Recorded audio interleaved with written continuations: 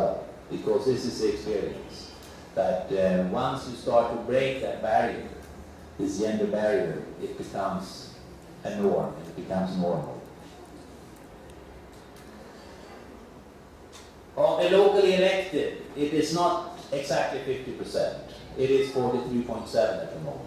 So that means that too many lists, there is a man on the first place, and there are some parties who do not respect this gender balance.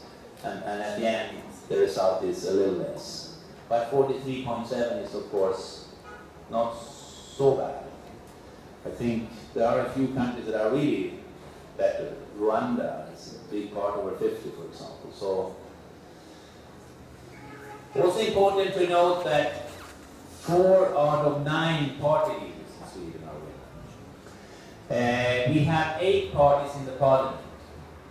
The Green Party, the list division, has 2 party leaders, 1 female and 1 male. They have always said that since the start. So out of 8 parties, we get 9 party leaders.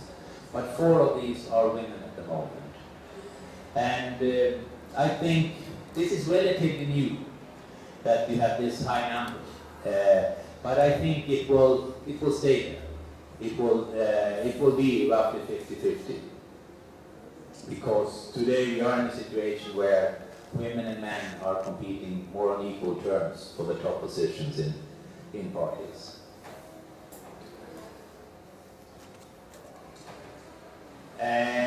Also all parties but 1.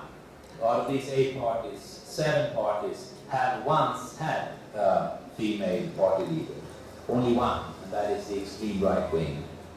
That's also the party that do not respect the gender balance list, for example. Looking at youth in politics. Every Swede can vote and can be elected from the time you are 18.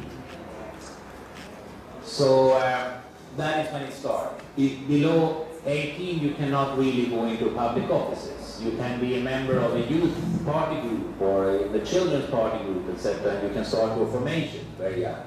But from 18 you count. Then you can vote and you can be elected.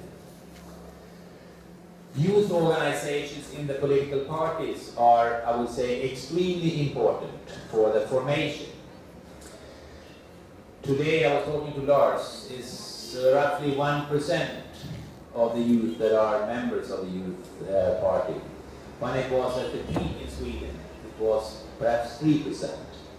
So it has never been big numbers that has been members of the youth party organizations.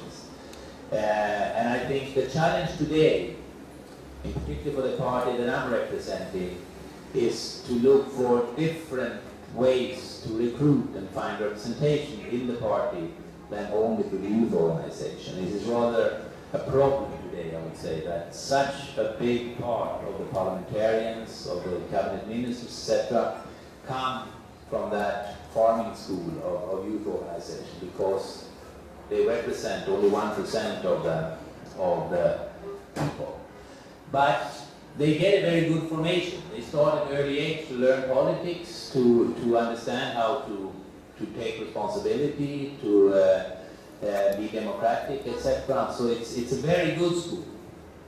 But it's not the only school. And I think some parties, in particular my own, is struggling at the moment to find more alternative ways to involve youth. It's also important to note that 3 out of these 9 party leaders that I just mentioned, they were appointed as party leader when they were less than 30 years old. And that, I think, is quite unusual. And that, of course, is a clear indication of seeing youth as giving important contribution also at top levels. I would say that most of them have also grown in their role. There is a risk, of course, to appoint a very young person with a very limited experience to such a tough job as a party leader, and some of them also are cabinet ministers. But and they have had, in some cases, some difficulties because of their youth. But I would say that all of them, except one that is too new, I shouldn't elaborate on that further either. But it works. It works. Youth can take at early age also this huge responsibility. I think that is our experience. At the present government, we have 2 cabinet ministers who are below 30. And the average age of the whole cabinet, these 24 people, is 45. Or it was 45 when they were elected a year ago, so it's probably 46 now. But that is, of course, a relatively young cabinet, looking at many other countries in Europe. Of the locally elected in these municipal parliaments, 8% are below 30. That is relatively low. It's actually slightly higher to the parliament. To the parliament, 10%, 10.6% are below 30, or were below 30 when they were elected last year. Youth, of course, have a tendency to grow older like the rest of us, so that's what we are facing. Moving into some reflection on the role of municipalities of upholding human rights principles. As I said, human rights is, of course, something that tells about the state's responsibility to the individual. That is a commitment. It's a state that has to fulfill certain obligations towards the individual living in that state. So the state is accountable. If the state fails, it's the state that will be taken to Geneva to the Human Rights Council and answer why it's not upholding human rights, etc. But the state needs, of course, municipalities for the fulfillment, for the implementation of human rights. So municipalities have a very important role. With human rights, it is, of course, like this, that you cannot have full human rights in a country without democracy. Remember that Article 21 that I showed, and a few other articles also. They need a democratic system to be fulfilled, of course. So there is a very clear correlation between human rights and democracy. But there is also something else that is very important, and that is that human rights put actually a limit to the possibility of the majority ruling. The majority cannot do whatever it wants. The majority has to respect certain principles, human rights principles. And this is, of course, in our understanding, particularly important for minorities, because minorities are small in numbers. Minorities cannot always count on being represented by the majority. We have, for example, in Sweden, the indigenous group called the Samis, or the Sami, which is a small indigenous group living in particular in the north of the country. They are roughly 20,000 out of 10 million. They can never count on being in parliament, being elected, being mayors, or anything like that. Their livelihood, their needs, has of course to be respected in other ways. And that is why human rights are so important. That gives certain boundaries for what the majority can decide. I would say when it comes to municipalities, it is particularly important to look at what is called the economic, social, and cultural rights. You know, human rights are basically 2 main covenants: the civil and political rights, freedom of speech and these kind of things, and the economic, social, and cultural rights. And when I look at municipalities' responsibility, they are particularly strong in the economic, social, and cultural rights. That's where they are really important. I would also say that it's increasingly important for municipalities to look at the freedom of religion and beliefs as human rights, because of the change in Sweden at the moment where we have more and more diversity, more and more people coming from different cultures, different religions, which are not easily understood and cared for by the majority in municipal councils or the majority in parliament for that. So these are of growing importance for municipal political leaders to look at. Finally, I would like to give some reflections on the need to fight corruption. Corruption is, of course, something that many talks about and considers extremely important to deal with. I would say that fighting corruption is one of the strongest methods we can find for achieving short-term results. A lot of resources can be found by limiting corruption that can be freed easily for other needs. It's also important to understand that the moral on corruption is basically universal. Sweden has low corruption, but that doesn't mean that Swedes have better moral than a country with high corruption. The moral is basically the same, where we come from, Egypt, South Africa, India, or Sweden. We think the same when it comes to getting something you are not entitled to, nepotism, or all forms of corruption.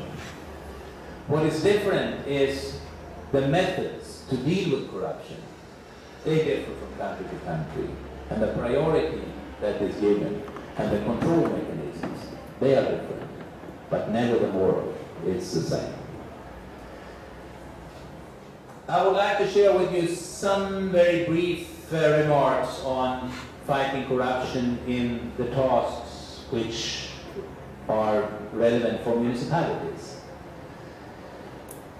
This is a correlation between the Human Development Index versus control of corruption. Human Development Index is an index put together by UNDP, the UN United Nations Development Program, on where you put education, health, and a number of issues together.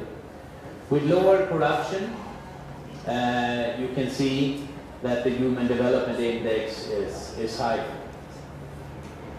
And it's a very strong and clear correlation. Also, if you look at life expectancy, countries with good control of corruption live longer, or the people in these countries live longer than countries with high corruption. So corruption kills people far too early. Infant mortality, which is control of corruption, is also very strong correlation.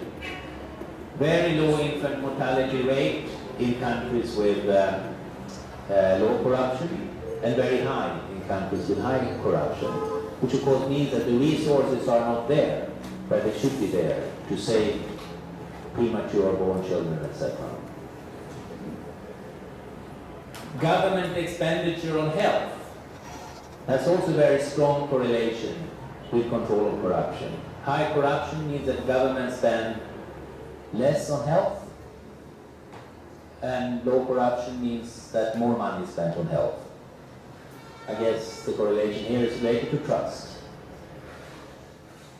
Improved drinking water is the same, very strong correlation. Countries with low corruption have better water. Countries with high corruption tend to have bad water or bad drinking water. Same with sanitation, sewage. High corruption, bad sewage, low corruption, good sewage. Very simple.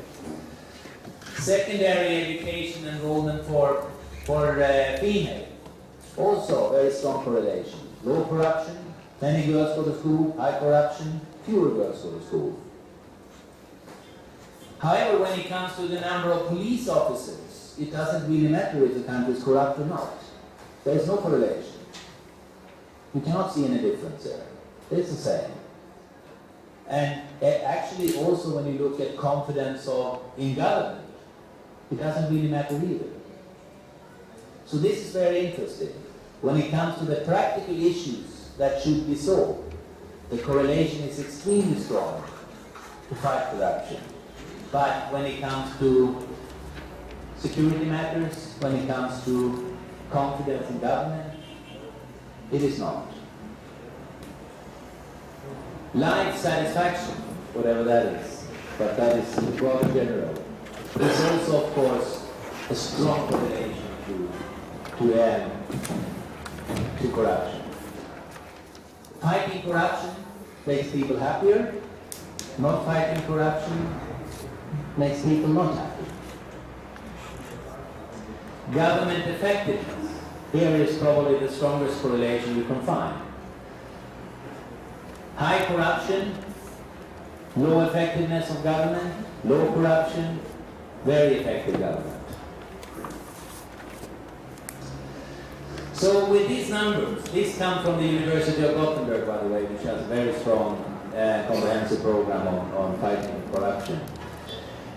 You should ask yourself, of course, why do people pay bribes? Why do we continue with this corruption when it's so bad for the result we want to achieve? And I think it is important to distinguish between two very different forms of corruption when we address corruption. And that is particularly important, I think, on many issues on the municipal level. We should distinguish between need corruption. That is when we pay bribes to get something we are already entitled to. We take a bucket of yogurt to get the passport quicker, or we put an extra fee to get the health service that we are entitled to, etc. This is need corruption. This is in smaller scale. We don't think it's very important, but and many individuals are involved. We all bring this bucket of yogurt, or we all pay this extra little sum to make it more efficient. It's also, of course, semi-transparent. People know this, but it truly undermines the trust in the judicial system. Doesn't look too serious, but it is. The greed corruption, that is, of course, the real serious corruption. That is when we pay bribes to get an advantage that we are not entitled to.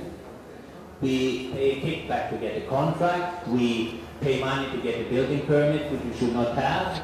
We make it easier for high-ranking people to get advantages, etc. Or we pay ourselves into an education we are not entitled to. This is, of course, a larger scale.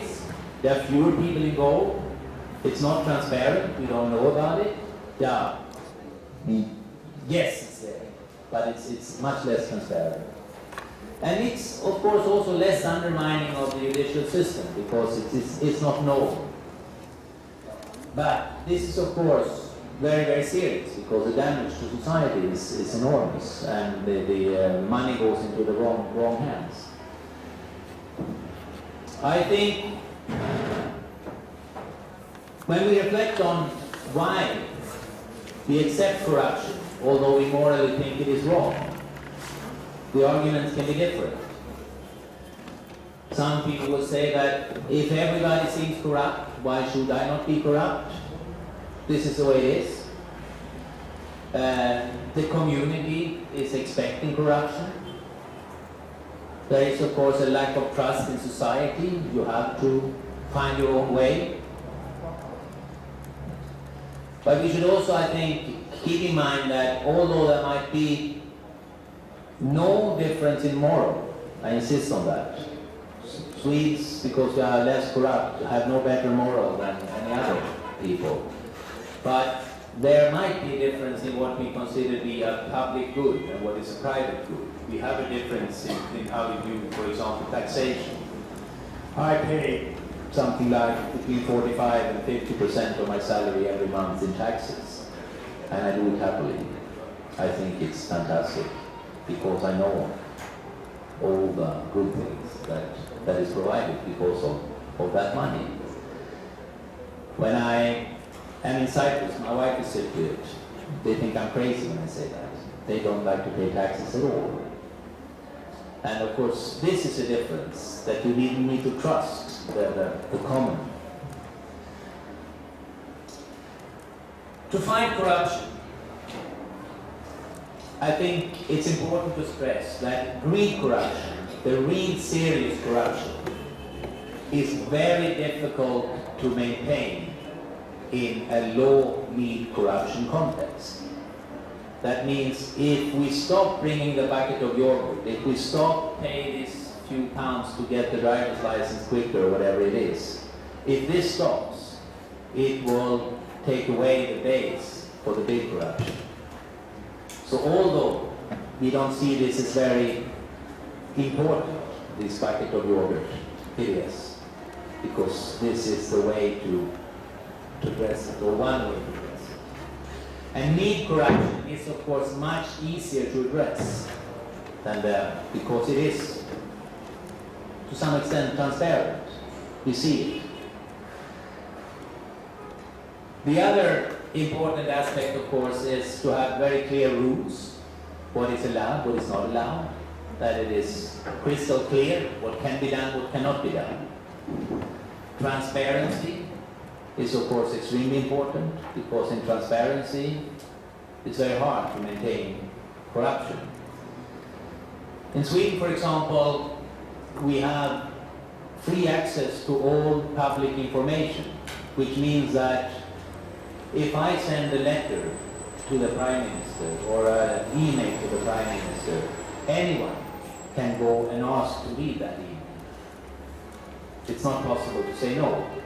So every local elected politician knows that everything he does is public.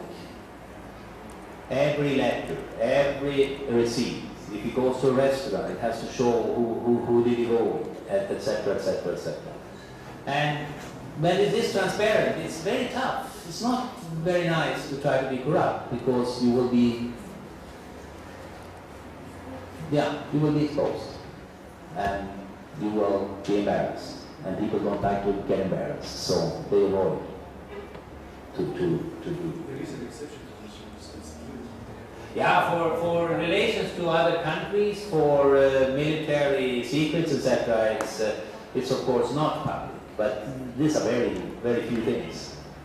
For 99% of what the government is doing, and particularly on the local level, there is no security, there is no international relations.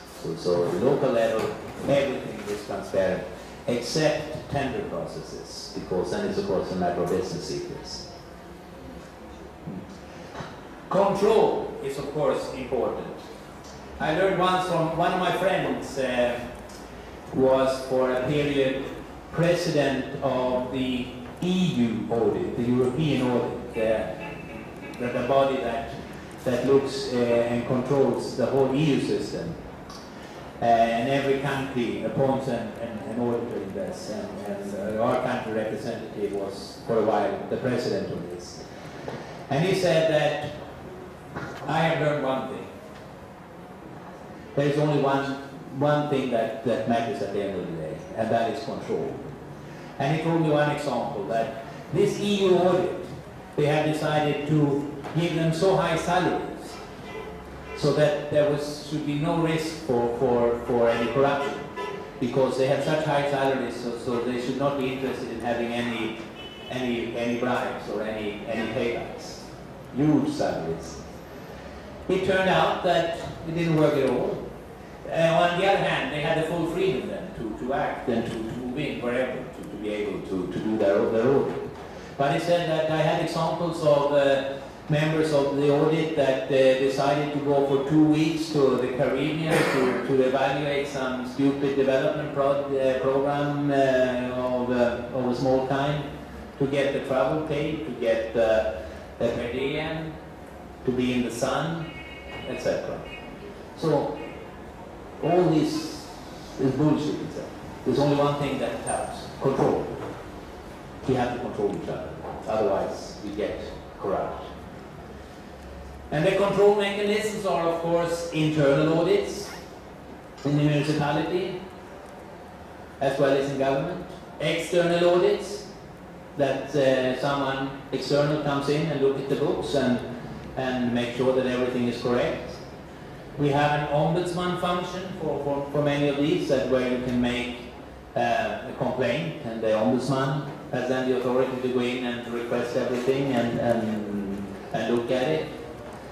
And more, we are accepting and developing different kinds of whistleblower function to protect the individual who would like to expose corruption, and that they are protected by law to do so. And then, at the end, of course, the most important is free media. And with free media, I mean free media. I mean media that decide themselves what to write and what to control.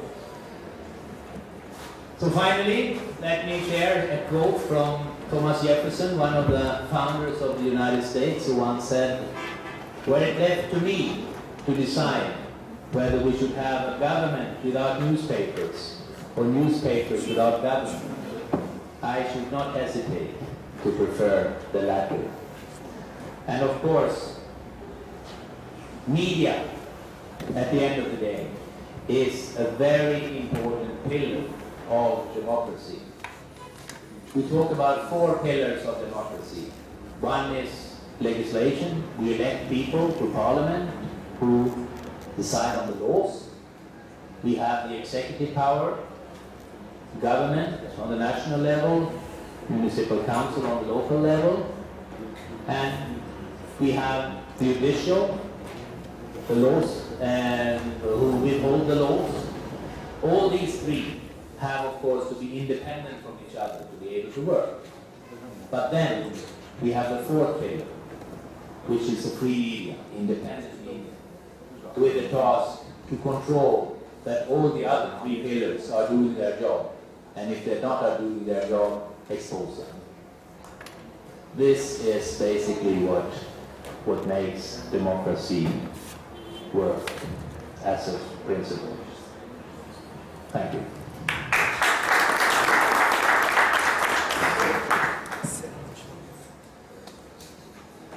I believe we are running, was much longer than I expected. I'm sorry for that. But we have a few minutes, I think, for some questions and comments. Or actually, as long as you wish, to be honest with you, because I have nothing after that, and this is the last session.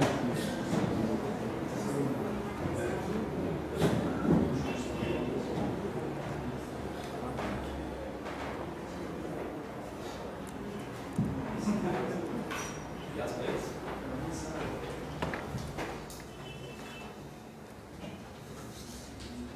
Yes, I'm going to speak in English. It's no problem. Thank you for the presentation this evening. Despite the very low self-esteem that is now being part of the third world now, some commentaries and from which I would like to have a different perspective on things, because okay, it's very interesting to have a larger representation of women and of youth, etc. But I think because of what I see from my own experience in Lebanon as a feminist and as a leftist, what is there is that it's impossible, or it's rather counterproductive when the system is the way it is now, with all of the injustices and corruption and whatever you want to call it, to just introduce, or like to just talk about participation of women and youth, because currently, or in such a system, they become nothing but a reproduction of the status quo of the existing system. So, for instance, in Lebanon, yes, we do have youth who are in the ministries and as deputies. Yes, we have a very young man, and very cute, by the way, man who's the head of one of the, who's less than 40. He's the head of the extra right-wing Kataib party, who's